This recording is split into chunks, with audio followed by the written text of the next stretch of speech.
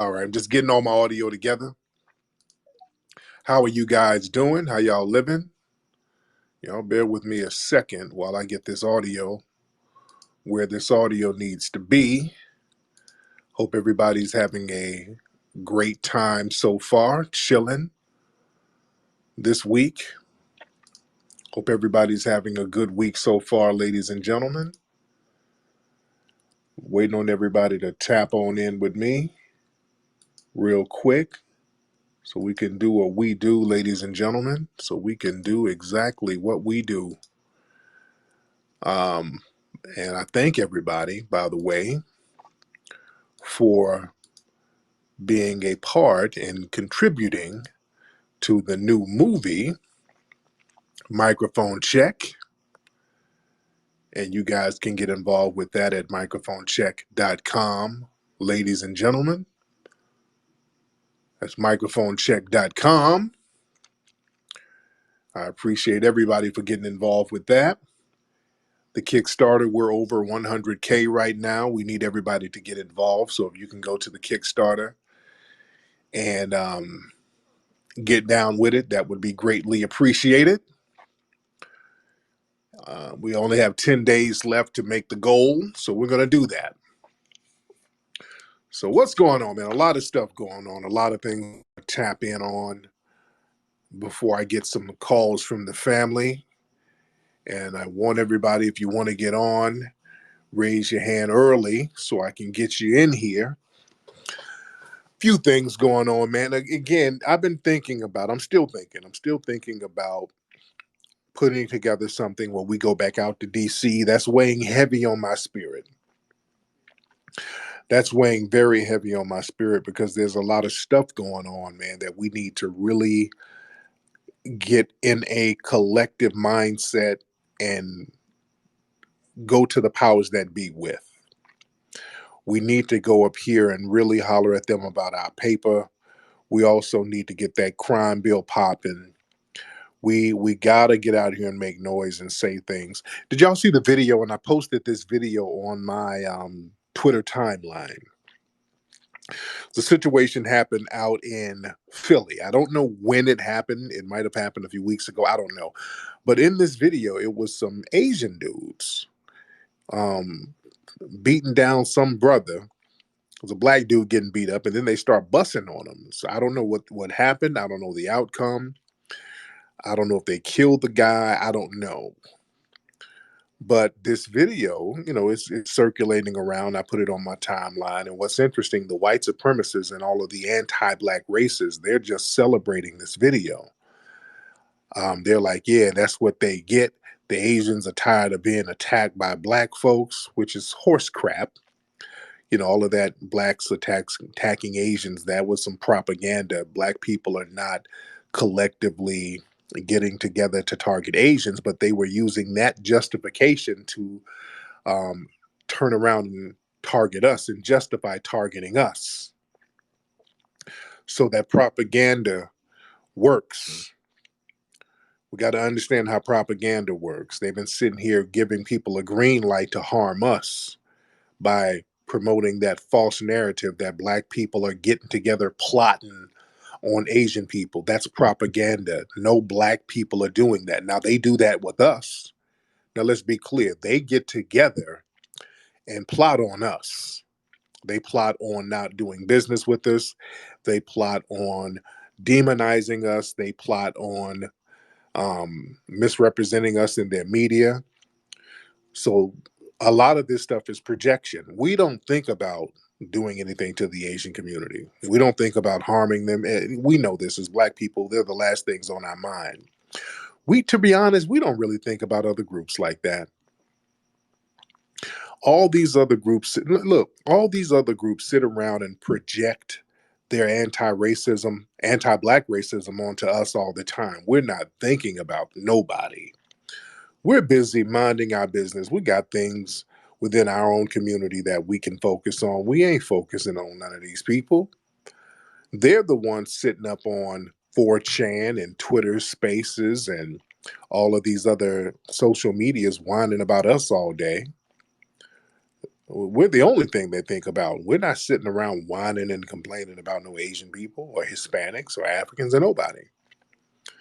We don't go to their message boards. You notice that? We don't go to white supremacist message boards. Yeah, we know you're over at 4chan. We know you're at Stormfront. We know your little places where you congregate. We have no interest in hearing you. We don't want to go hear you. We don't go to none of the African websites, none of their message boards, Niger World or whatever they're called. We don't go there. We don't go to none of these places. We don't really care what your conversations are behind closed doors. We don't care. But damn it, boy, they stay in our mix. Everything we do. They got to see what we're doing. They got to see what we're talking about. They stay in our spaces, in our circles all the time, and then project their anti-Black or anti-FBA hatred onto us. And the video in question earlier about the Asian dudes, I don't know what the scenario is. If they shot dude, I hope they didn't kill the guy, whatever. But it wasn't no self defense. They can't use self defense, so I don't know what the gist of that is. It almost looked like some Asian mafia type stuff, which a lot of folks don't talk about. But I was more concerned with the justification so many people were using, like, yeah, that's what they get. That's what they get. That's why we got to get an anti-Black hate crime bill going on. We have to go to the powers that be. We got to go to the people that we elect. We have to go to the people we pay our tax monies to and say, hey, look, we pay taxes. You know, we hold up our end of the bargain, hold up the end of your bargain. Y'all need to protect us, make us a protected class like you do these other groups. And it starts with us. They're not going to do it until we make them do it. They're not going to do nothing out the goodness of their hearts. We got to get out here and say, hey, man, we're not going to vote. We're not going to do anything for your political parties if you don't get something on paper saying, hey, all of this anti-Black racism that you guys have normalized, that's going to have to come to a damn halt. Y'all have to denounce that. They've never denounced anti-Black racism in this country. Never. They've denounced anti-Semitism. They denounce anti-Asian hate crime. When rolling in those guys in the Democratic shills, and I keep reminding y'all of this, when they keep trying to tell y'all that COVID-19 bill, that's not an Asian hate crime. Yes, the hell it is. Yes, the hell it is. That's a thing specifically for Asians, because in that crime bill, they specifically said the United States, we denounce anti-Asian racism. Don't let these people lie to you. They've never said, hey, we as the United States government, we denounce anti-Black racism. When it comes to us, it gets all vague. Well, all people are equal.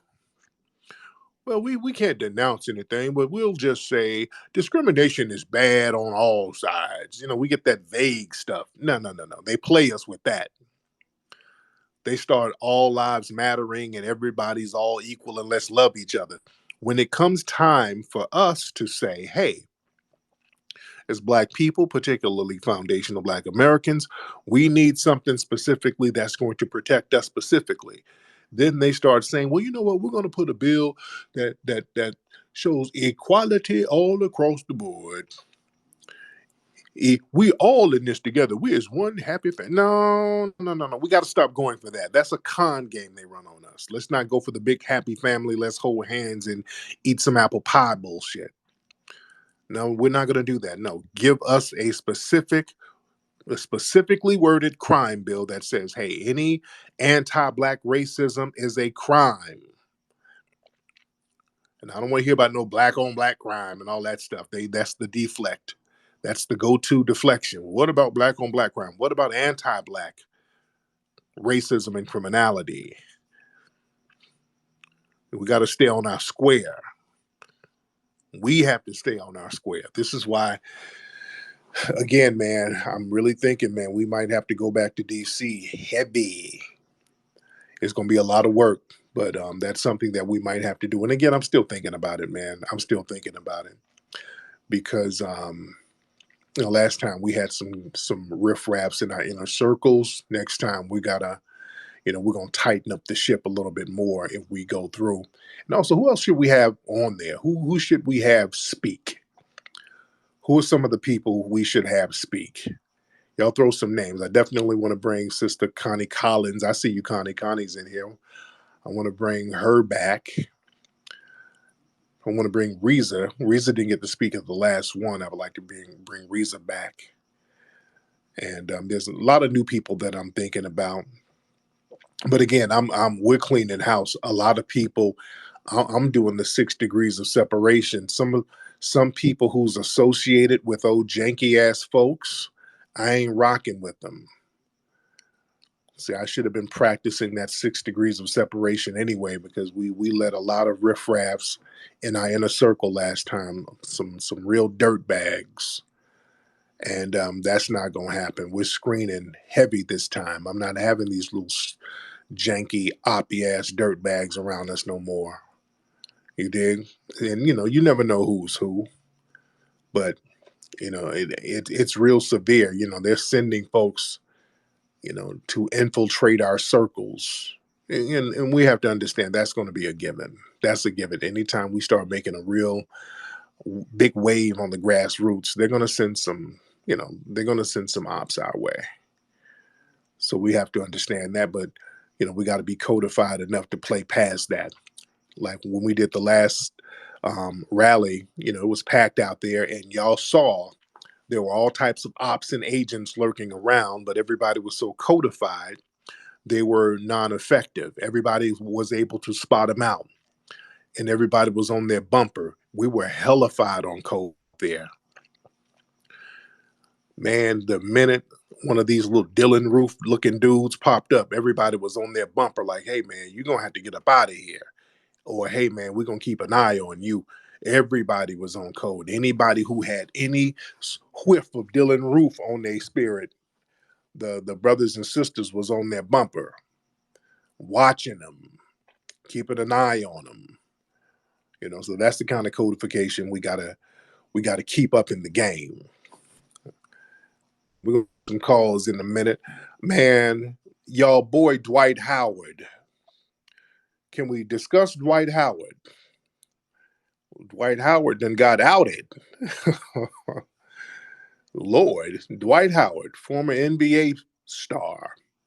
There was rumors about Dwight Howard for years. There was a lot of rumors about Dwight.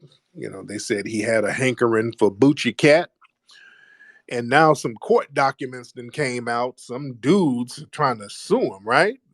I'm kind of paraphrasing, but the gist of it is some dudes trying to sue because he was like, Dwight buck broke him. And Dwight's attorney and everybody, they said, well, yeah, it was some Boochie Cat activity going on, but it was consensual. Like, okay, so damn, his lawyer and everybody did him on out that closet. So Dwight Howard, the paperwork, man, is real funny style.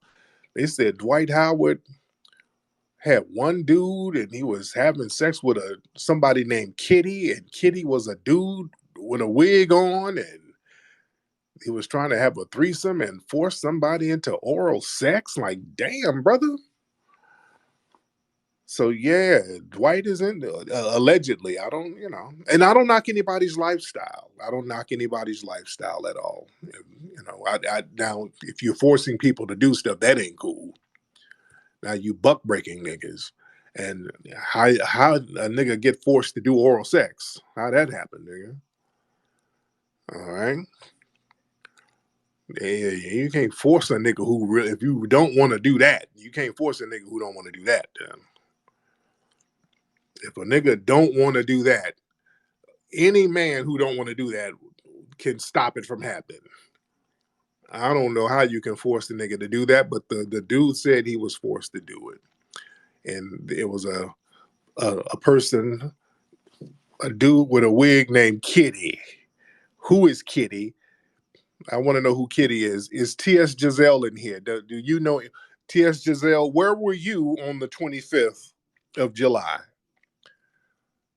T.S. Giselle, are you in here? I need you to chime in. Is T.S. Giselle has been missing for a few weeks. Is Tis Giselle in witness protection, hiding from Dwight. What the whole hell? Things are going crazy out here. Lord, they like to get the biggest, buffest dudes and buck break them, man. It's a mess out here in these streets. It is a whole mess. What's up, Cornbread Mafia? I feel you, brother. Um, and Cornbread, yeah, Derek Cologne hit me up. He's like, oh, I want to talk to that Cornbread guy. He got the dates wrong and all that about hip hop. So I'm like, man, I just ignored that dude. Um, let me get who is this? Tall Tommy. All right, let's see who this person is. Tall Tommy. Let's get Tall Tommy in here. Hey, brother, thanks for bringing me up. I'm trying to tap in with Tariq. What's going on? Well, we're tapping in, man. Where you from, Tall Tommy? You can call me Tommy. No one ever gets the call me Tommy. So, Oh, okay. yeah, my home base is Charlotte, North Carolina. Represent, but Okay. I travel to and from Florida. Okay. For work.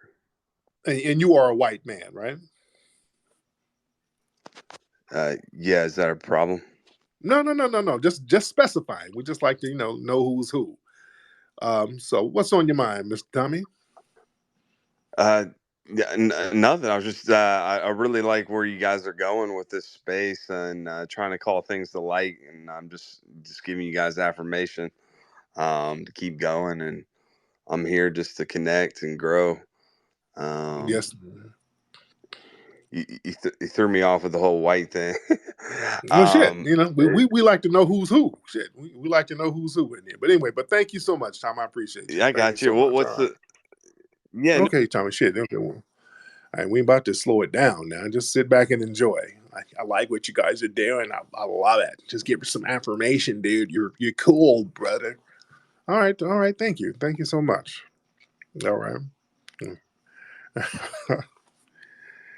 Okay, let's get there's a few people in here. Let's get Armand. Ant-Man with Art-Man. Art-Man the Great. Let's get Art-Man the Great. Art-Man. What's up, Nikki? Art-Man, what's up with the baby, brother? She on my lap while we listening to Tariq. I got to start them early. Yes, indeed. Yes, indeed. Yeah, I Speaking gotta. of baby, I actually put Foundation of Black American on the birth certificate or whatever Love it. out here in Minnesota, man. So I just want to shout out to you for that. But I got to tend to my baby. No doubt, man. Thank you so much, man. Put on Cocoa Melon or something, brother. All right. All right. That's all right there. That is all right. Um, let me see. Let's get da-da-da. Let me see. We got a lot of folks in here. Let's get Tawo Juice. All right. We got a big swole African brother here. All right. Tawo Juice. Big old swole buck. What's up, brother? Hop Hey, on. yo, chill out. Nigga call me a buck. You tweaking. I don't know. You're here flexing your muscles. What's going on, brother? Shit, I mean, shit, I don't know if you would consider me a brother, but I'll take it. I mean, my parents from Nigeria, so by your by your standards, I'm a tether. But shit, I just wanted No, to well, say, you haven't. No, you're not a. No. You're not a tether just because you're from Nigeria. Now, if you got some funny style shit against Foundation of Black Americans, now that would make you a tether. Now, do you be doing tether shit? nah. All right, But yo, you I ain't was no just gonna tether. say, what's that shit called? Yeah, I saw the video of them Chinese dudes shoot that nigga. That shit was fucked up.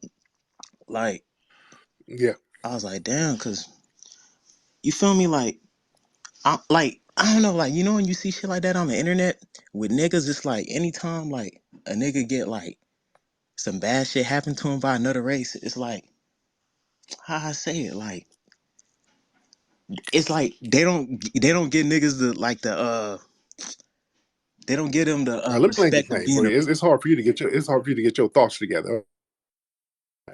This brother don't have his thoughts together. I'm not gonna sit here and what they be doing over you feel me? With don't smoke weed. Come on, y'all slow the whole thing down. You over there eating jollof and smoking a blunt. Come on, man.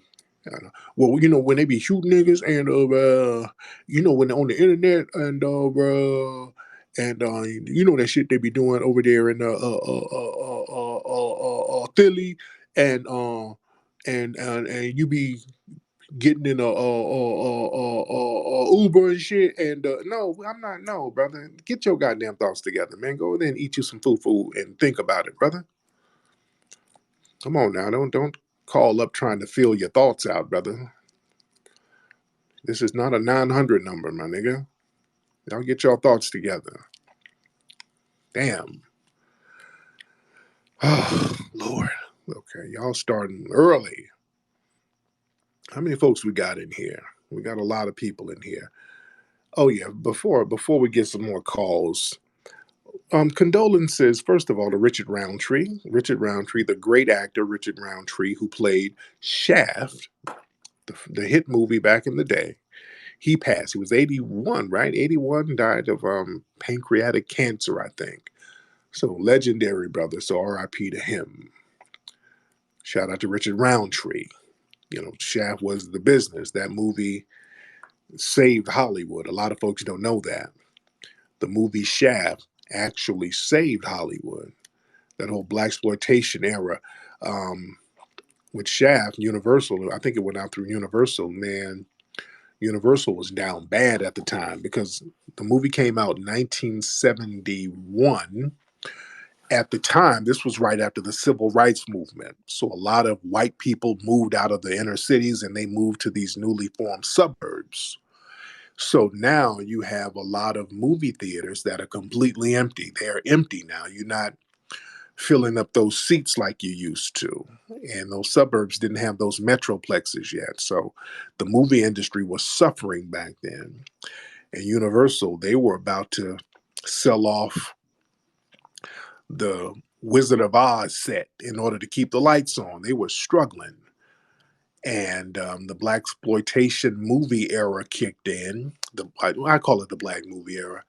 They had Sweet Sweetback's Badass Song. That was the one that really ushered it in. And then the white people at these studios realized, hey, there's a black market out here. They saw the kind of money Sweetback was making. They were like, hey, wait a minute. We might be able to keep these lights on. And they saw there was a big market. Black folks spend money too. And black folks want to go to the movies. So they put out Shaft. It was a huge hit, kept the lights on. And then they started making all of those black movies that would later be called blaxploitation films. And that saved Hollywood, man. That kept Hollywood afloat until around like 1975, right when they got their money up. Shaft and all those movies made a lot of bank for Universal. Then they got enough money to make Jaws. They made Jaws in 1975, and then they started making Close Encounters and then Star Wars. So they were back up. And once they got back up with that white money, they were like, all right, bye, niggas. And then the blaxploitation genre just died off. But my brother Richard Roundtree was a part of that. So much respect to him and everything like that. Let's get let me see. Let's get Primordial. Primordial in the building. What's up, Primordial? What's up, everybody? So first of all, with Dwight Howard, that situation, that's old news. To be honest, I hate to even say it, but even when he was here in Charlotte, it was very much around the city what Dwight had going on. So everybody knew that Dwight has been, a bottom for a long time. But besides that, I did look at the page 2 of that video that you posted. Do you know the backstory to that? What happened with that brother and those people?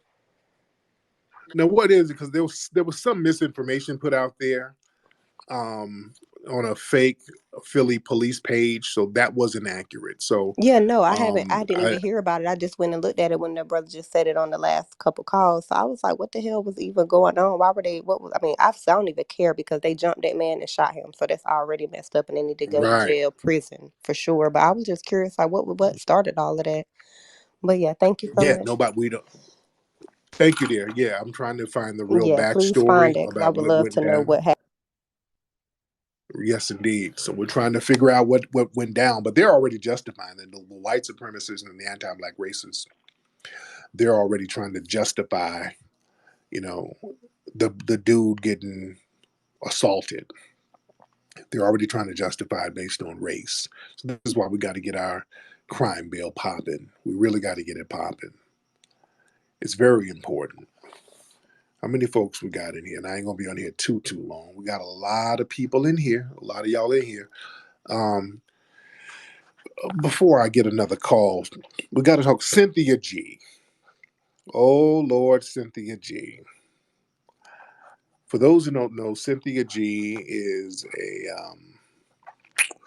a weird bedwench who has or had a YouTube channel, and she's been lurking around corridors of the internet for a minute with a lot of anti-black male misandry. She's been on this black men ain't shit and propping up Zaddy, and she's been on this black man hate run for a long time. Very wicked, deceptive woman. And she's made a whole platform just denigrating black men. And I mean, just saying vile stuff, talking about women. If you find out you're about to have a black boy, y'all need to get an abortion, abort your black boys. I mean, she's on that type of thing. Very anti-black male. And, she used to hang around our circles acting like a fan for a long time. But she was always sneaky in the background. They always do little sneaky shit on the back end. Because Cynthia has always wanted me. She wanted me to jump her little flat cheeks, and her body is too bad built. And again, Cynthia, she has no hair, and I don't know what happened.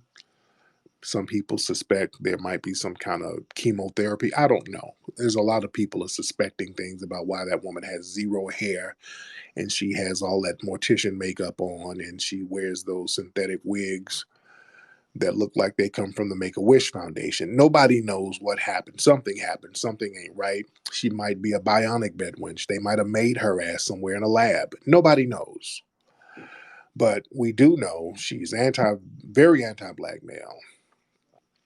Very anti-black male. She's very upset with me because she's always flirting with me, and I wouldn't get with her. I wouldn't give her the pole. I didn't want it. I told her I can't have you as a side piece. That's not going to work, because if I'm hitting it from the bike and that janky wig fall off and I see that big bald head, you looking like Caillou, that's going to just kill my vibe. I'm not going to be able to perform. So that's never going to work. We can never be a thing, ma'am. So she has a lot of hatred for me and black men in general. And now, because she has been spewing so much anti-black male hatred, her pages got demonetized and they took her YouTube channels down. Because that's the only way she's been making money, I think. I suspect that's the only way she can make $1 by getting on YouTube, spewing anti-black male hatred. So now YouTube has taken the bag from her. And now, poor thing, she's started a GoFundMe. So she's been calling black men dusty. Now she has to do the dusty thing. And, I don't want anybody to suffer. I want her to get back on her feet, because there's nothing worse than a hungry bedwench out here in the streets. That's a very dangerous thing. Now I'm thinking about the community. You got a bedwench on the loose with no money, she's bound to do anything. So you got to be careful out here. She might get desperate. Wearing them synthetic wigs and that funky bayang, she's not going to have no money to get no oils and spray for that bayang, and that bayang dry out, and it's going to emit different fumes and cause harm to the community. So I don't want this woman to start doing dangerous acts. I don't want her to start running up in beauty supplies, doing smash and grabs, trying to steal wigs and bayangs. I don't want that. I don't want this woman to get into a life of crime because she has no money. We do not want that, family. I don't know. I heard she's about to go down to the bay and start bipping cars. It's getting bad. It's getting bad. So I hope she gets back on her feet. She's gonna start bipping cars and robbing strippers. No telling what she's gonna do, family. It's about to get bad out here. So if you're in the bay, lock your doors and hide your hoes, because she's coming for the cars and the strippers. She's desperate. All right. So we don't know what's going on with her. We don't know what's going on, but I hope she pulls it together. You know, a lot of these people, that's how they make a living, just getting on YouTube talking a bunch of shit. A lot of people just make a living doing that. There's a whole little cottage industry, especially when people mentioning me. There's a whole little industry. You get on YouTube, you can make you a couple of dollars if you just make videos about me. You can make you a couple of dollars and, pay your little Section 8. Yeah. So it's interesting out here. It's an interesting vibe. All right. Let's get, let me see. Marlon. Let's get Marlon in here. Mr. Marlon. Let's get Marlon. Marlon, hop on, brother. Flex. What's up, Marlon? How are How you? you doing, brother Flex? Hey, man, I'm calling you out of Detroit, Michigan, man. Thanks for having me on, brother. Shout out to the D. Shout out to the D. What's on your mind? Hey, first thing, brother, I want to congratulate you and thank you for the museum out there in L.A. Yes, I sir. wanted to thank you for the microphone check, and I hope all my foundational Black American brothers and sisters get all those reparations out there in California, man. Yes, we're grinding real hard, man. We're grinding hard, and we're trying to take this thing nationwide, man. So we're trying to make it happen. We're trying to make it happen. That's why, again, man, we might have to pull up on DC one more time. And again, I'm still thinking about it because I know it's a lot of work that's going to go into it, and we got to be so tight with everything because they're going to send ops left and right. So we got to be super duper tight, way tighter than we were last year, and the team is going to have to be tight, and at least we'll have more time to organize it if we're going to do it. Again, I'm still feeling it out. I want some of you guys to make suggestions on who we could get to speak. I'm trying to feel it out. I'm trying to feel it out because, I try to do these events with a lot of different people and bring them in and give them a platform and help them out. But yeah, you family, y'all don't realize how many snakes are lurking around in these circles. There's a lot of goddamn snakes lurking around who ain't about shit. They're coming in our circles to just disrupt and just destroy everything. They don't want us to be empowered. You got some of the snakiest ass people lurking around, acting like they're down, and that's a problem. That's a major problem. Yeah, that makes me not want to do certain events to bring all these folks on because there's so many damn snakes out here. But I know the family needs it. Everybody, the community needs to see events and us getting together and trying to get on code as much as we can. Yeah. So let's get a couple of more people in here because I ain't going to be on too long because I am still working on Microphone Check. And everybody, if you haven't seen the trailer for the film Microphone Check, go to microphonecheck.com and that'll take you to the Kickstarter page where you can get involved. And we're getting very close to our goal.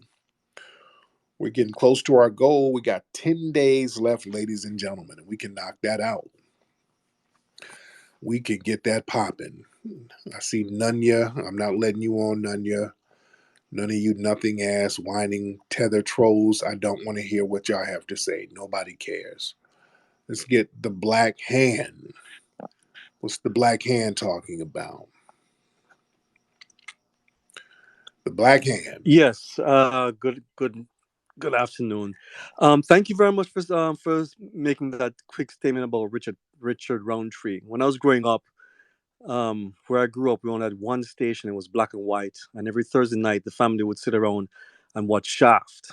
And it's Oh wow. nice to see a black person on the screen, giving a good representation. That was really, really good. Yes, indeed. Now, where's your family from? What part of the Caribbean? Jamaica. Yes, indeed. How long you been over here? About 10 years now. About 10 years. I go back and forth. Oh, But cool. not obviously non FBA. But I like what you do. I contributed to your museum. I love it. My other question would be: you ever thought of interviewing Dr. Cosby or having him speak at one of your events? You know what? I have. And Dr. Cosby, when we got the museum, he actually called me and congratulated me, and very cordial. So I actually have thought about that. I absolutely have thought about that. And that's still a possibility because I ride with Dr. Cosby heavy. Nice. So yes, indeed. Yes, indeed. That is a possibility. I rock with Bill Cosby. Thank you, brother. Thank you for the call. Oh yeah, I rock with Dr. Cosby. Bill Cosby. Yeah. He's been, giving me props. In fact, did y'all know Dr. Cosby put a little something on the museum too? A lot of folks don't know that. He gave a little something, him and Miss Camille. They let us hold a little something to get the museum. Did y'all know that? Some of y'all might have known that, but yeah, they a little something. Not, wasn't an insane amount, but they gave a little something just to show love. Dr. Cosby wrote a little check for us. So yeah, I rock with Dr. Cosby. I rock with Cosby. I rock with OJ. I like OJ. OJ didn't kill nobody. OJ didn't do nothing. OJ got framed by some white supremacists. Yeah. I want to see OJ back on top. I want to see OJ do his thing. But yeah, they got on code against OJ. But I digress. Let's get some more people in here. All right, let's get, who is Day Zero? All right, let's get Day Zero in here. Day Zero. Yo, Tariq. What's up to the man? What's up, Day Zero? No, this day zero. This day zero. That's not DC. Hey, real quick. I didn't say DC. I said Day Zero. I said Day Zero, My brother. bad, Tariq. Hey, real quick. This is you know about the Pulse nightclub shooting that happened a couple years ago, right?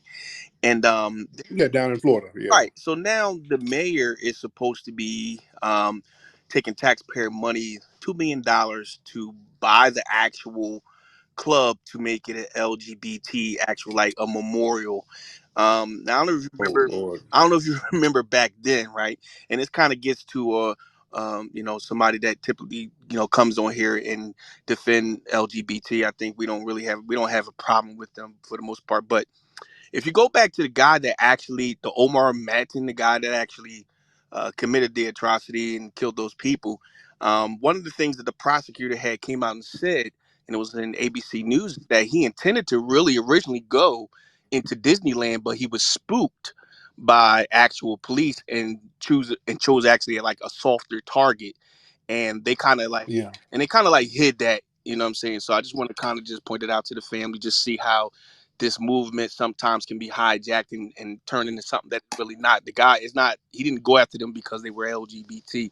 He kind of chose them as a soft target because Right. he was basically talking about the United States and the interference and them bombing his people, whatever, because he's like Afghani. And, instead of getting at the root of the problem and, talking about United States interference in, foreign countries, we got to change it to virtue signal with this stuff.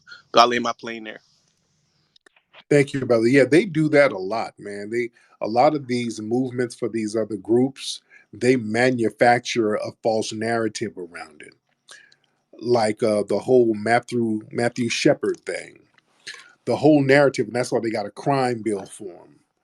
The whole Matthew Shepard. See, other groups, they manufacture, they'll use an incident and then flip it so that they can get some political points with it and get some bills through and get some money through. Like the Matthew Shepard situation, where they said he was targeted because he was LGBT, and no, he wasn't. He wasn't targeted because he was LGBT, because the dude who killed him, he was LGBT too, and they had a consensual sexual relationship prior. That was more of a drug deal gone wrong. But because he happened to be an LGBT guy, they flipped that whole thing.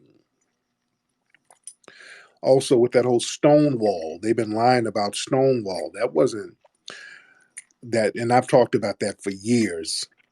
The whole Stonewall thing that happened in New York in I want to say 69, 68 or 69, where they said that an LGBT club was targeted because some anti-gay hate. No, it wasn't. They were targeting the black people in there.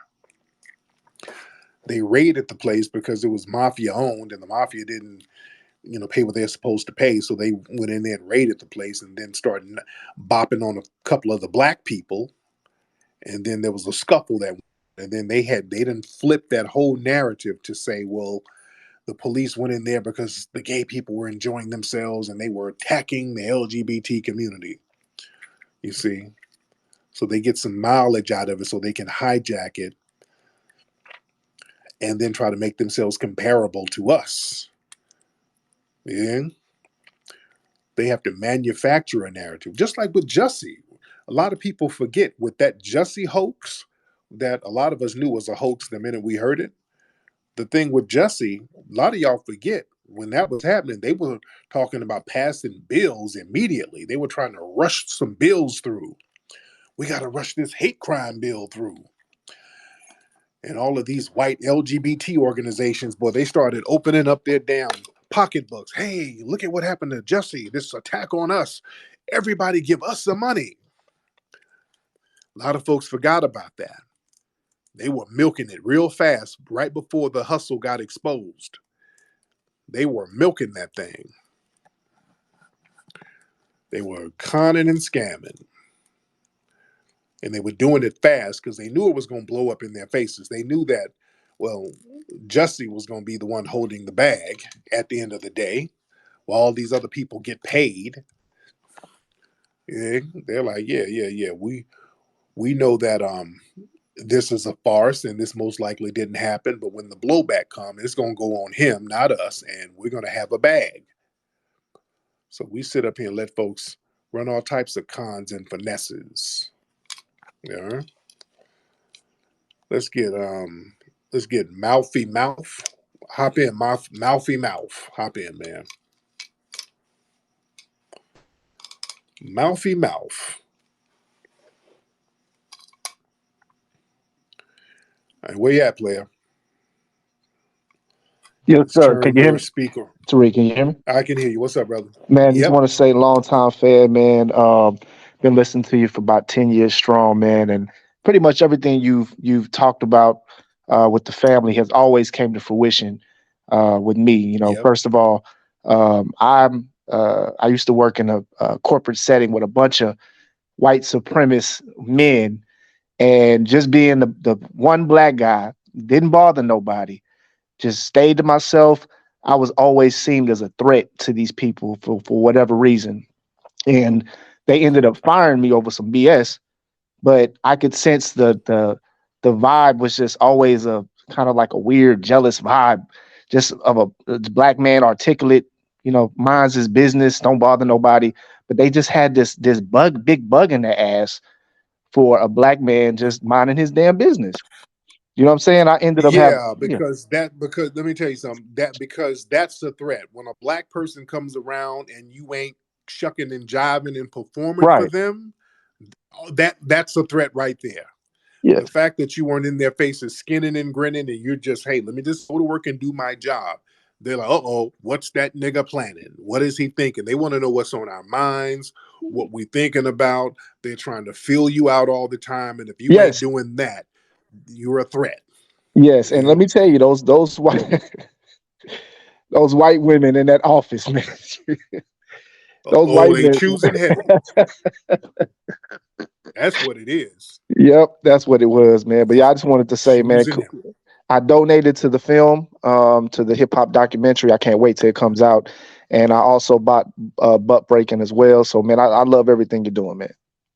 I appreciate you, man. Thank you so much. But brothers, y'all got to understand. Listen, I done said this a million times. A heterosexual black man who ain't a coon on a job, or they're so threatened by that. That's why you don't see that in the corporate sector too much. You can count them on one hand. They don't like to have no heterosexual brothers in there who's not cooning and shucking and jiving. When you go in, boy, when a black man goes into corporate America around some suspected white supremacists, you better be moist. That's gonna make them comfortable. If you switching around, when they see you switching and sassy, oh, they're real comfortable. They ain't got no problem. Or if you ain't sassy, you better be a Sambo, a buck dancing coon. You better come to work skinning and grinning with every tooth showing and eyes bucking. Hey there, guy, did you see the game yesterday? Ooh, boy, look, what you think about them Cowboys? Well, they ain't gonna get them this year now. They want that. They want that type of Negro.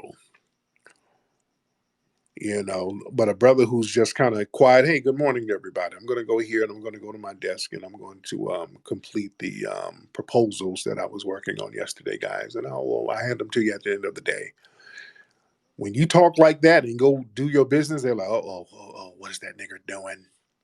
What is he doing? And then when you talk like that, the white women are looking at your ass. You see?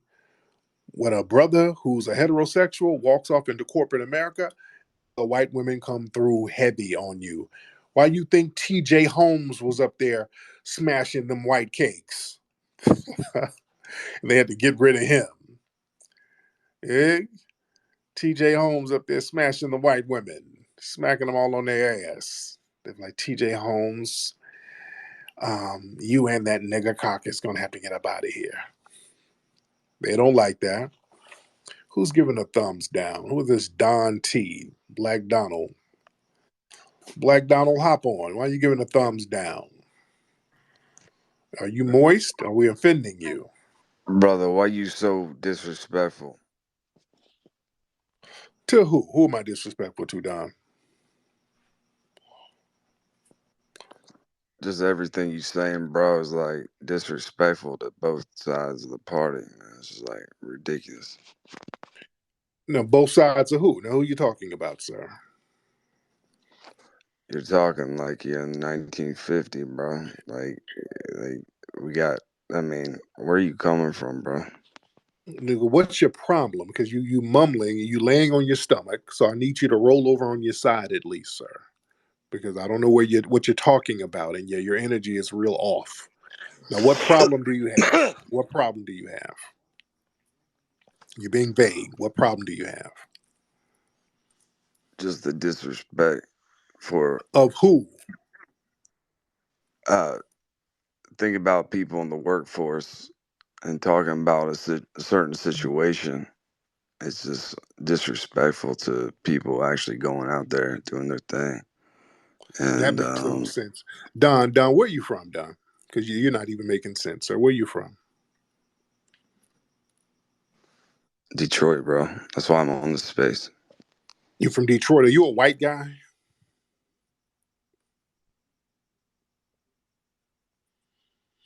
Don,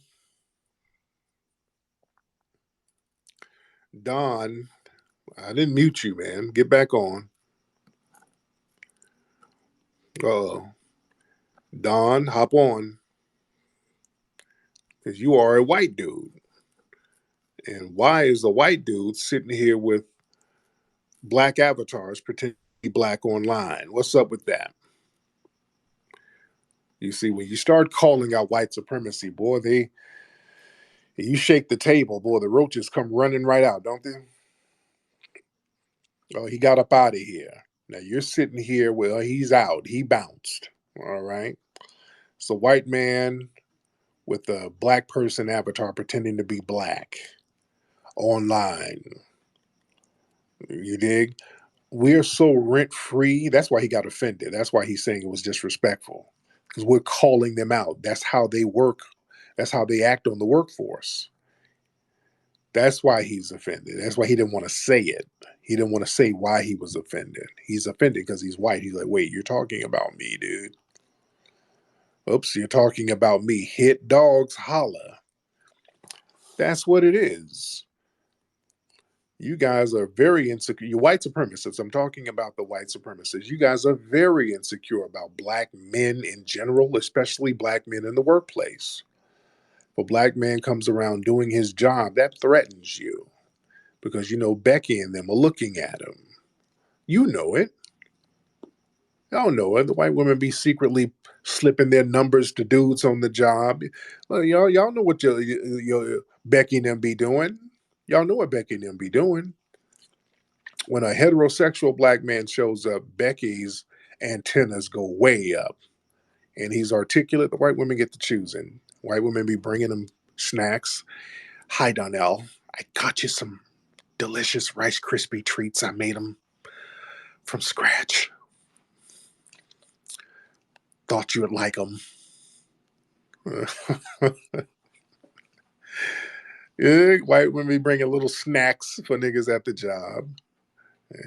Hey, Jaquarius. I know it's Thanksgiving and you might like your soul food and stuff, but I got you some of my grandma's tuna casserole. I've been making since I was a gal. Got it for you, buddy. Yeah. White women be choosing up on brothers at the jobs. Y'all know they do. Bringing them snacks.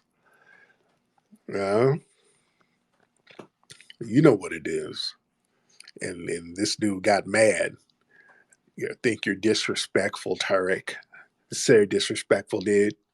Because I hit a nerve. I'm hitting a nerve. That's okay. We're here to talk truth. That's what we like to do here. We like to talk truth and say what's really going on. All right. He got very insecure. I better be careful because he might go shoot something up. Goddamn Tarek. Yeah, I got to be very careful. Remember, the Buffalo shooter had a reference to my movie on his gun. Remember that? He had buck status broken. You know, that was a reference to the movie Buck Breaking. The white supremacists, they like to hate watch that movie. So hey, I don't want to trigger these people. I don't want to trigger them. All right, let's see who else we got. Let's get Miss is E Rose. Let's get E Rose in here. E Rose. Hop on, ma'am. Hey Tyreek, how you doing? Hope you're having a good night. I'm good, E Rose. How are you? I'm good, thank you. So, I don't want to get off topic too much, but I do kind of want to ask you a question. So, I was just wondering if you possibly may make a book for, I know you made the Mac lessons for the guys, but can we get a Mac lessons book for the women? And not even that, just Well, I do. oh, go ahead. I'm sorry. Yeah, I got a book called Player Be Played that I wrote for women years ago. It was a bestseller, so you can still get that.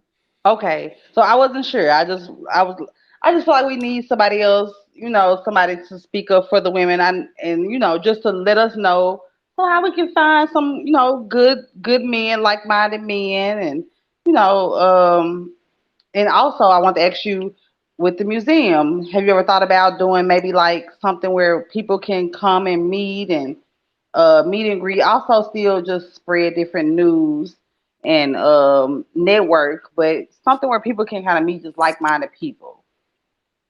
Yeah. We're gonna start back doing that stuff. And thank you, dear. We're gonna start back. That's what we were doing. We would have events every month, like popping events, meet and greet. We have comedy shows, poetry. We just have things popping there. The city kind of slowed us down with this permit thing. We had to get something called conditional use permits that we're working on now. We actually it's going to take a minute. I think we can have events, but we got to get a special permit from LAPD, and we can only get 4 of them a year until we get our CUP license. So it's a bunch of red tape that they got us going through, but we gonna stick with it, man. We gonna make it do what it do. So we're gonna have some other events coming up pretty soon, and we're gonna have it pop off. But everybody got to get their little stem off the top now because we had it popping so much. we would have our comedy nights, man. We'd be having a good time up there. We'd be having a ball up there. But we're gonna do something. We're definitely gonna have something around a Rotisserie, around Christmas, around the holiday. We're gonna have something then. We're gonna have something big around that time. And when we do the movie, when we get the movie microphone check ready, we're gonna have a big red carpet thing there. So yeah, we're gonna have some stuff popping. And some more brunches and meet and greets and stuff. So we're gonna get that back popping. So yeah, y'all just hang tight. And you guys can go to the museum every day though. You can still go and visit and get some of the things we got popping. All right. Let's get Jerry Graves. Jerry Graves in the building. All right, Jerry Graves. What's up, brother? Hop on. All right, waiting on Jerry Graves' phone to click in right. Jerry, where you at, man? You gotta hurry up, brother. I hate when somebody try to get on and their phone is hella janky. All right, while we're waiting on Jerry, let's get Chris, because Jerry's phone is taking a minute. My nigga has a smart flip phone. All right, let's get Chris in here. All right, Chris, you want to do what you do? Turn your microphone on, Chris. All right, while we're waiting on Chris, let's get Fuad. Let's get Fuad. His name is Fuad. Turn your microphone on, Fuad. What's up, Tariq? I just wanted to say, how you doing, man? I'm good, man. How are you, Fuad? I just wanted to say, shout out to the FBA family, and wanted to say I love the movie you're doing. Long time listener. I bought your movie, Buck Breaking. Uh, I've also contributed to the museum, Yes. and I just wanted to say, with the movie that you're doing, uh, I love FBA culture. I'm not FBA, but Are you Somalian? What are you, Somalian or Eritrean? Somalian. There you go. Cool. Uh, Cool. yeah. So, but I just wanted to say, as far as hip hop, it's got deep roots in a lot of cultures. Um, and one of the things is with jazz, hip hop kind of originated, uh, jazz is kind of like the structure for all music. And I just wanted to say, there's a lot of good contribution that came from hip hop, from jazz. And I don't know if you're gonna touch up on that in the documentary. Hmm. Uh, Yeah. There's a lot of stuff we're gonna touch on, but thank you so much. I, Well, yeah, we're touching on a lot of stuff in the movie because really, hip hop, the real basis of it is funk. It comes from funk music. That's the basis of hip hop. Now, funk, that came out of jazz too, and a lot of the moves, the b-boy moves, were a lot of tap dancers and jazz dancers, people who would dance to swing and jazz, and they would hit the floor and do floor work. But hip hop, as we know it now, the genesis of it comes out of funk, where new dances got started. When funk music was created by James Brown, basically, by starting the music on the one, it slowed it down and put it on the one, so we move differently from the other dances. You would move your up rock, your stand up dance would be different. So we started doing boogaloo dances, and then we started to do more street dances. Funk makes you get down. It gets more raw. You do more informal dances. You just get down with it. You groove harder with funk. So out of funk came the boogaloo dances. Out of the boogaloo dances came all of the other street dances. So when we talk about b-boying, you're talking about street dancing, not just spinning on the floor, but street dancing. That's the b-boying element, street dancing. And truth be told, the people who brought street dancing to national prominence was a group on the West Coast. the lockers, the Don Campbell lock. All right, that's something that we don't really like to tell the truth about. We got to tell the truth about all of it. The people who really brought street dancing, and some of those moves are still used today, some of those street dance moves, even when they have break-in competitions or whatever, they'll throw in a little locking in there. And the people to bring that nationwide, the street dancing, to introduce that to the nation first was the lockers on the West Coast. Okay? So I'm saying that what came into being hip hop, elements were coming from all over the place. It was coming all out of foundational Black American culture. So don't let people say, well, hip hop is a Bronx thing. No, it's a foundational Black American thing. Because when you try to say it's a Bronx thing, all of these other non FBA people who didn't contribute anything think they can try to latch on to it. Let's get what's your name? Evandro. Hey, what's up, brother Tariq? I'm good, Evandro. How are you? I'm good, man. Coming in from Cape Verde, man, representing Boston, Massachusetts. Just wanted to say shout out to FBA culture in general. I see Supernova Islam in the room. I fuck with him heavy. Fuck with brother Robbie heavy as well. I seen the Hmm. intro. I seen the preview to the documentary. Seems solid. Seems very solid. And Yeah. hip hop is definitely African American creation because if you can't like, I think is if you can't clearly identify something else. There's no way you listen to hip hop and you hear hip hop and you say, "Yo, this is Puerto Rican." Right. Nobody, Right. nobody, Right. like just on first touch, like you know what I'm saying. It's like when you eat some food from across the world, like there's a certain flavor to it where you say, "Oh, this is definitely Asian or something." So there's no way you listen Hmm. to hip hop and say, "Oh, right off the bat, this is some Puerto Rican music." It don't sound like that.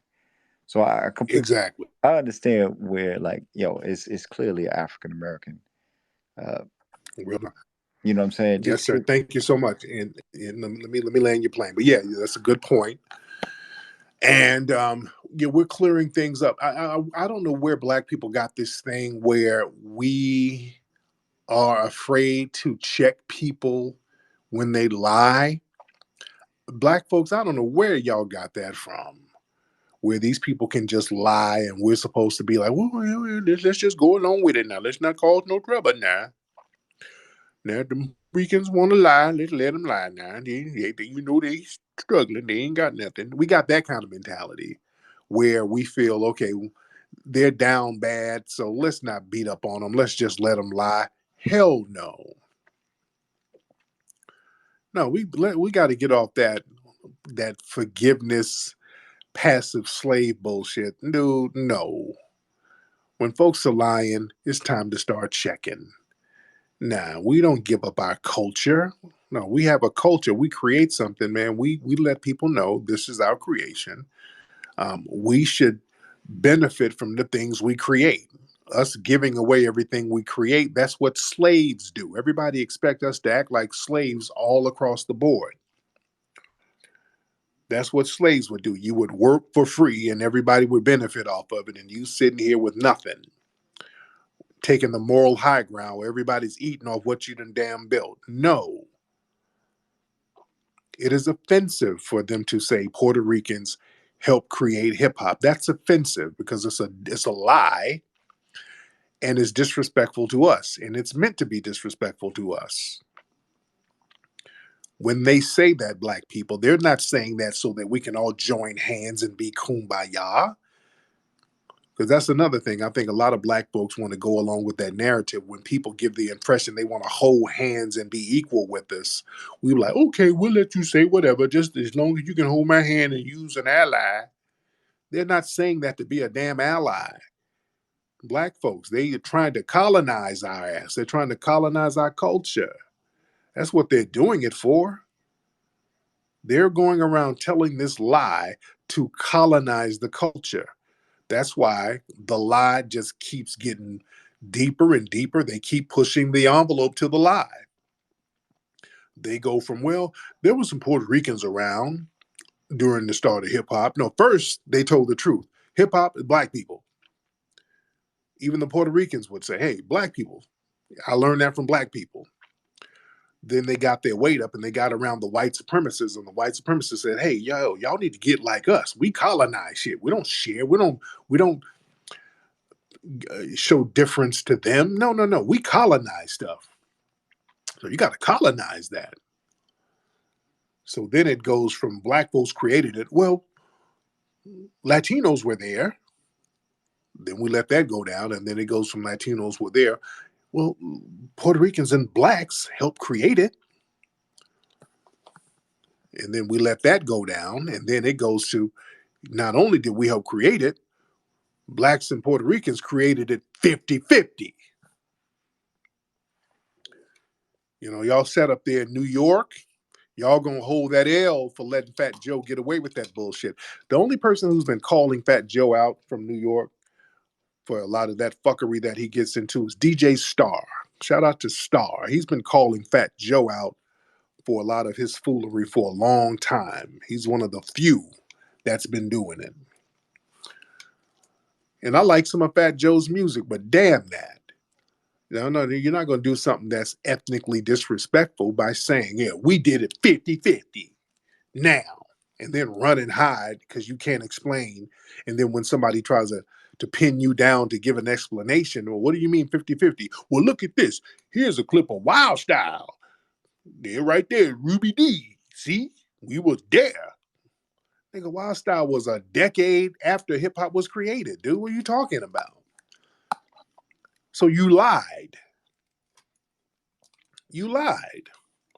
And then it goes from 50-50 to, well, Puerto Ricans started up rocking first, and that's how people got to start breakdancing because of the up rocking.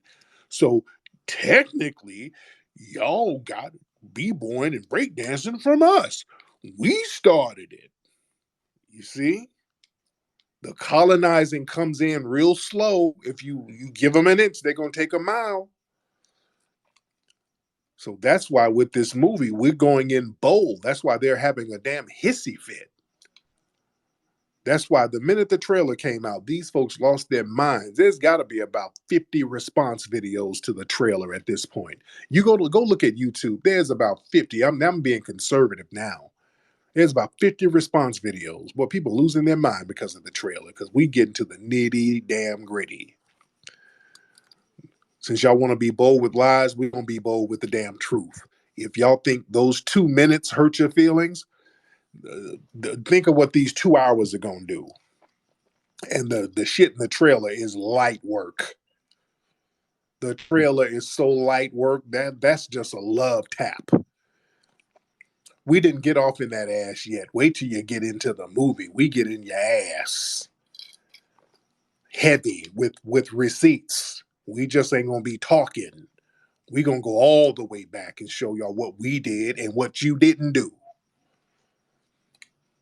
We should have been doing some straightening a long time ago, and people are trying to get in front of it. Oh, look, this documentary is going to be divisive, nigga. Hip hop is about all cultures coming together. Shut up and sit your ass down. I don't want to hear none of that. We're going to get some straightening. Y'all ain't about to talk your way out of this.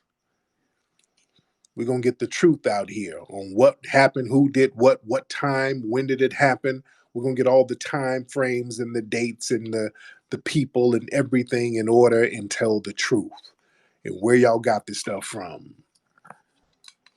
We'll stop all the lies. I ain't trying to be on some kumbaya shit with you. I don't need you. My self-esteem is very high. I do not need to sit up here and shuck and jive with y'all asses. Some of these non-FBA people, I don't need to sit here and skin and grin with you. I'm not one of these low self-esteem niggas who feel validated. We got a lot of people who feel validated by all these other people. You get some non-FBA people around to give you a pat on the head. There's some kind of psychological validation you get. I don't have that. I could care less.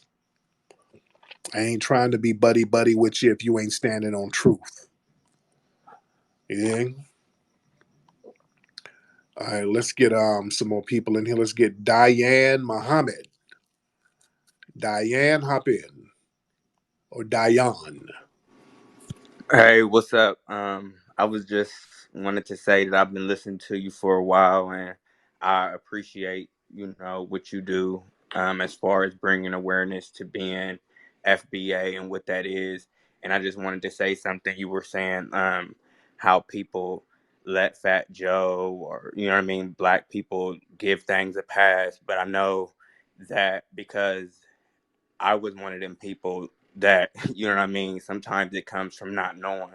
You know what I'm saying? Just Right. ignorance, coonery, and even, it's a lot of coonery that goes on and a lot of stuff that goes on, and we're ignorant. You become enlightened to it, and then you can change. I do believe that, like, you know, we got to remember that when dealing with each other. But I do appreciate you, bringing, making me realize some things. Like, I just went to Paris and I've been traveling abroad and stuff, and just looking at the different black people that come from the different countries. And I was coming back telling my people, like, yeah, Tariq Nasheed is right. Like, we are the ones, like, they looking at us, how they do their hair, how we put on our clothes. Like, they really do. All the black people at the diaspora, they notice us, they pay attention to us. You know what I mean? Like, and Right. Yes. Yeah. it's like, even when, like, somebody was an African dude was saying, "Oh, Paris is racist." Woo, woo, woo. Like, when I went over there, they could tell I wasn't an African. I wasn't treated like that. Like, they really treated me like a king on God. Like, you know what I mean? Like, Yeah. and Oh yeah. Oh yeah. um, just a lot of the stuff that you be saying, even when because to be honest, I am in the well, that LGBT community or whatever like that, but I don't get offended when you say the things that you say because it is right. And I be having to remind my Yeah. friends and some people a lot of the times, like, you know what I mean? You can't look because, they'll look down on a heterosexual black male talking about, they bums or they can't do this and do that. But it's like, you only giving a break because you're a punk. And you know what I mean? Like, you're no threat. You're coming in Yeah. here, and you know what I mean? Like, really, they're giving you and then what you didn't hit on is that often they're very hand in hand with, like, being a coon, being a punk and a coon goes right together because they are crazy with it. Like, you know what I mean? Like, Mm. and they use Mm. that, like, you know what I mean? Like, if you look and when you watching CNN and stuff, all them black men that they put from the Democratic Party on TV, they always punks. Like, I think Cornell West is the only straight one that I seen. Everybody else is a sissy. Like, Yeah. you know what I'm saying? And it's crazy. Like, they use that as like a direct thing to us. Like, it's like a battle. Like, you know what I mean? So I do see that too. Like, so, Yeah. you know what I mean? But Oh yeah. yeah, Oh yeah. it's I a feel lot you, of this brother. stuff is from ignorance. You know what I mean? Like, black people, they put a Yeah. lot of money and like, look what they do to our music and the way we entertain. Like, I don't even watch TV or nothing that they be putting out for black people because it's almost insulting. Like, how many times is we gonna watch stuff about drug dealers and stuff, the '90s and them selling all that dope? Like, how many times is they gonna play that story to us? Like, I don't know, but Yeah. you know what I mean. I appreciate you, and yeah. Thank you so much, man. Thank you. I appreciate you, brother. All right, let's get a Black Alpha Network in here. Black Alpha. What's up, Black Alpha? Black Alpha Network. What's up, Black Alpha? I'm good. How are you, sir? Man, I'm doing good. First off, I want to say I can't wait for the documentary. It's gonna be powerful, and according to some of these non-FPAs, man, it's gonna be a game changer, brother. So I'm looking forward to it, family. Yes, indeed, man. I can't wait to have it out, brother. All right. One thing you said, family, I want to talk about is you said this on your live stream I think a few days ago, where when you talk about back in the '90s, brother, do you remember when they was trying to ban hip hop? Yeah. They, Oh yeah. Oh yeah. Dolores Tucker, they was breaking CDs in the street. Where were all the Puerto Ricans at then defending hip hop if they claim it's their culture? None of them were around. It was Tupac. It was a lot of folks on the West Coast, Ice Cube, Snoop Dogg. They were the ones really defending hip hop, and Puerto Ricans sat that out. They didn't say anything at all. So it shows you again, we've been the only ones representing foundational Black American hip hop because we are the ones who created it. All these other groups are just out here trying to get in right now when they weren't saying a thing when the dominant society was trying to downplay its family. So that's one of the points you brought up, brother, that I want to touch on, man. So I appreciate you, family. Thank you so much, brother. But yeah, man, when hip hop was under attack, Yeah, none of these other people were claiming and standing up, man. They were trying to put brothers in jail.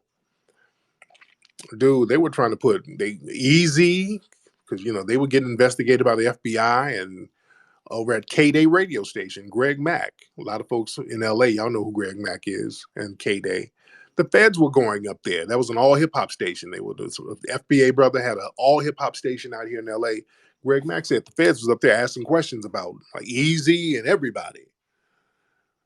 We have to take the brunt of all of the bullshit. We got to go through the investigations. My brother Ice-T, that's my guy. Ice-T had the feds on him. He did that Cop Killer song. A lot of y'all might not remember Cop Killer. They were on Ice-T's bumper. The vice president was calling Ice-T out. Dan Quayle was talking shit about Ice-T. So they had a target on brothers' backs out here during the 90s. It was only us with that target on our backs, man.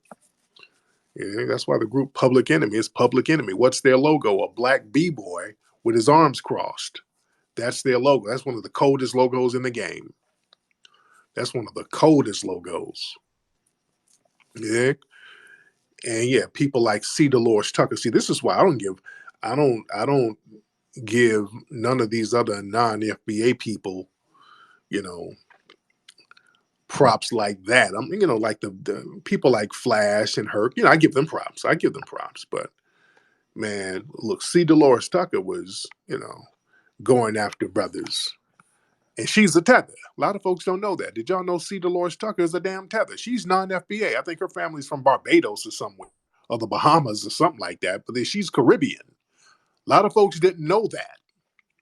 And she was with a white conservative. They were backing each other. They were backing her ass. So a dude named William Bennett, if I'm not mistaken. So the white powers that be were funding her to attack foundational Black American rappers. And she's a goddamn tether. So these tethers have been doing little slick shit for the longest. So, Tupac rapped about her. She was trying to get Tupac locked up. Yeah? And she was trying to shake down these black That's what it was about. She was trying to shake down the black rappers, to shame them and get with the white supremacists like tethers do. And y'all degrading lyrics, degrading. Y'all give me some money so I can create my own label. Y'all need to give me some money. And then people pointed out, well, bitch, you a slumlord back in Philly or somewhere she's from. Wasn't she from Philly or Baltimore or some shit? And she had some apartments with roaches all in them bitches. And they're like, hold on, how are you mad at Tupac and them and your apartment got flooding toilets and roaches, bitch? So yeah, people started calling her out. She was a slumlord. She owned some apartment buildings and had black folks living raggedy as hell. Look all that up, man. Look that up. See, Dolores Tucker wasn't about shit. A hateful ass tether. You dig? The tether's been doing little slick shit to us for the longest. Then folks get mad because we start delineating and asking questions about who people are. Who are you, man? Where the hell are you from? Where's your family from? Yeah? Because even if there were some older black people who had a problem with Tupac and Snoop, and they did, they could go holler at them behind closed doors. Hey, no, I ain't trying to shake you down. I'm not trying to get you put in jail, but boy, pull your pants up. That's how we do. That's how our FBA elders do. The FBA elders, they're not trying to get us locked up because, they got FBA children. So they'll talk to us, they'll come talk to you like a parent. Baby, I don't like them words you saying. There was a sister, I remember an elderly black woman when we first did Hidden Colors. If you look at the first Hidden Colors, I'd be jeweled up. I had my earrings on. I would be real, I was keeping it kind of player because, I was still blinging out a little bit. And in the first Hidden Colors, if you look at that, I got on like big diamond earrings and stuff. And then I got an email from an elderly sister. She like, baby, I love the Hidden Colors. I loves it, baby. If you do another movie, baby, take them earrings off. Them boys, y'all boys don't need to have them earrings on. Take them off, baby. The elderly black woman wanted me to take my earrings off. And guess what? I took them motherfuckers off. I've never worn them in another movie. because the sister emailed me. Now she could have, did a see the Lord's Tucker, but she didn't. She emailed me and talked to me like my grandmother would. And out of respect to that lady, I don't even know who she is, but she hit me up and she did not want me wearing earrings in the movie. And I just felt my grandmother's spirit. I'm like, ma'am, I'm not going to wear the earrings no more. And I hadn't worn them since. I didn't put them on no more. You know, sometimes it's that simple. Sometimes it's just that damn simple. But with the See the Lord's Tuckers, it's not about helping the community. It's all about them using us to finesse a damn bag. It ain't about them. Caribbean tethers are good at that, like Tarana Burke. It ain't about helping no girls. I'm going after all these niggas so I can help black girls. You ain't helping them black girls. You trying to get a bag for your pickle nose ass. You trying to get a bag for yourself. Because when white dudes do something to sisters, y'all nowhere to be found.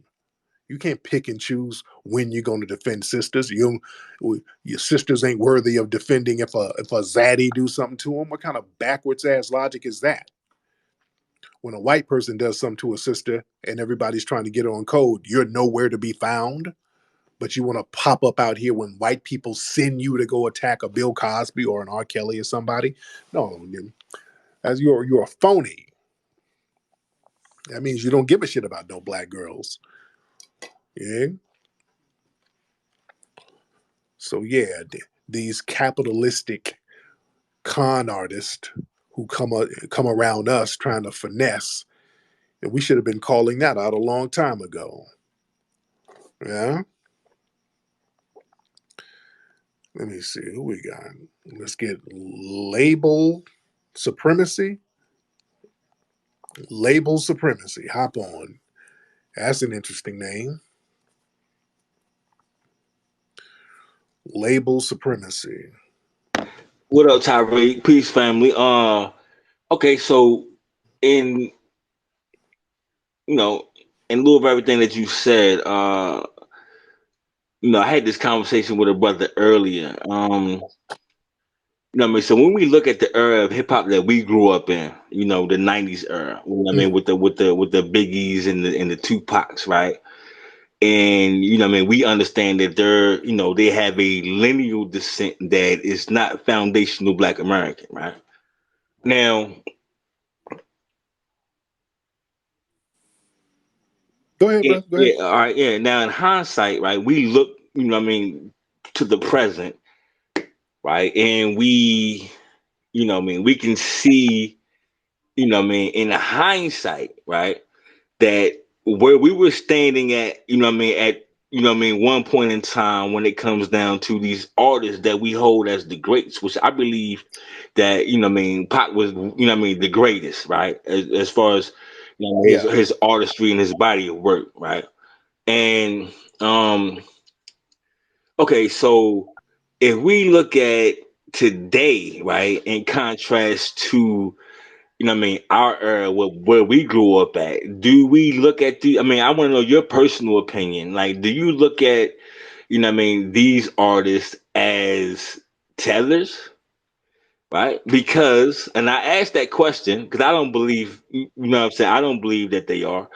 You know what I mean? Because, Now Tupac he's foundational Black American. absolutely, So because his father was, right. His biological father was, yeah, and then not only that, the man that raised him, Jarrell Williams, Matulu Shakur. You know what I mean? He was born in Baltimore, Maryland, right.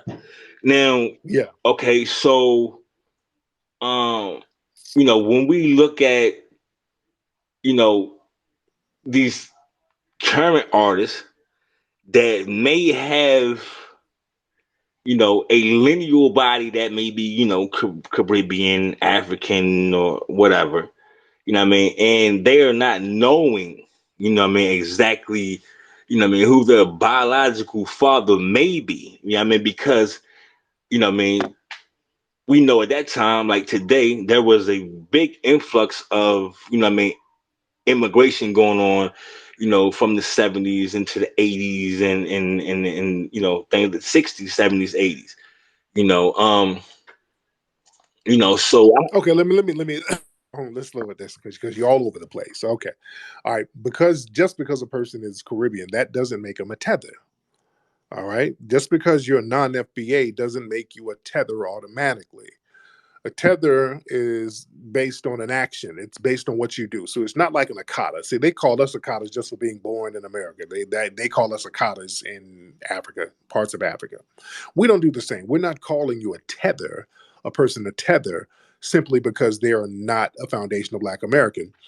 A tether is somebody who does something detrimental to foundational Black Americans. He does something that's off code or does something that undermines a foundational Black American. So a tether is based on an action, not a noun, just what you are. No, it's based on an action. It's based on something that you do. And no, I wouldn't say Biggie is a tether. He didn't do anything to undermine foundational Black Americans or some of these other people. Now, C. Dolores Tucker, yes, she's a tether because she cosplayed as us, but she was secretly undermining us because a lot of people who are not from our lineage will have disdain for us. Let's go back to Tupac. Tupac had some tethers around him, some niggas acting like his friends, and they actually set him up. The ones who set him up to get shot. Now, the situation where he got killed in the West Coast, that was a little different because these were not his friends. But the cats out there in New York, he was around a bunch of Caribbean dudes who were skinning and grinning in his face while they were setting him up. All them dudes were setting him up. Those are tethers. Now he got caught up out here because he tried to get into some gangbanging shit he should not have gotten into. But I understand why he got into it because that whole chain thing. People were snatching death row chains, and I think Pac felt like, okay, I kind of instigated a lot of stuff, and this is on me. So let me show these guys that I'm down. And he should have got into some gangbanging shit because the LA West Coast politics were way different than any other place that he didn't understand the severity of it. But that's neither here nor there. But the thing is, again, um, Hispanic, not Hispanic, but Latino, Caribbean artists, and there are a lot of artists out here who have Caribbean backgrounds. They're not tethers just because they're Caribbean. You do have some great guys. Kara's one has a Caribbean background, one of the greatest rappers out there. Busta Rhymes, even though he says a bunch of bullshit, Busta is one of the greatest hip hop performers out there. To me, I think he's a phenomenal performer. Does he say some utter bullshit about culture and the history of hip hop? Yes, but he is a great performer. I'll give him that. So there, I give people props what props are due. Okay, so yeah, I mean, I was saying that right to say to bring it to the current, like you know, what I mean, the current artists that you know, what I mean, because you know, what I mean, from my perspective, you know, what I mean, I'm looking at these new artists as if you know, what I mean, they have father issues, they have daddy issues, right? And I mean, not to make an excuse for it, right? But at the end of the day, when we look at it, like because of the trajectory of what we're actually looking at and hearing, like it Now speaks hold on. Let's directly. slow down, slow down, slow down. Now, where's your family from? Because you're clearly Caribbean. Where's your family from? Nah, my family is originally from Natchez, Mississippi, by way of Baltimore, Maryland, and I'm currently in Oklahoma. I'm not Caribbean at all. I have no Okay. Caribbean, you know what I mean, roots. But Oh, oh. So where's your family? Where's your dad from? my father is from Mississippi, Okay, and your Natchez, mother's Natchez, Mississippi. Where's your mother from? and my mother is from LaFleur County, Mississippi. You know what I mean? Okay. Yeah, by way of Knoxville, Tennessee. Okay. Um, So they both descended from slaves in Mississippi. absolutely, Okay. All right. absolutely. Okay. Okay. So, all right, yo, yeah. So what I was saying was that what I'm seeing in the current culture of our people, and not to make an excuse, you know what I mean, but to say that uh, there is uh, a father issue, which we understand the you know what I mean, the ideas behind it and why, right? I mean, just Okay, just let from me. looking back. Okay, brother. Shit, let me get some. Brother, I don't know where you going, brother. It's taking you forever to get to the point, brother.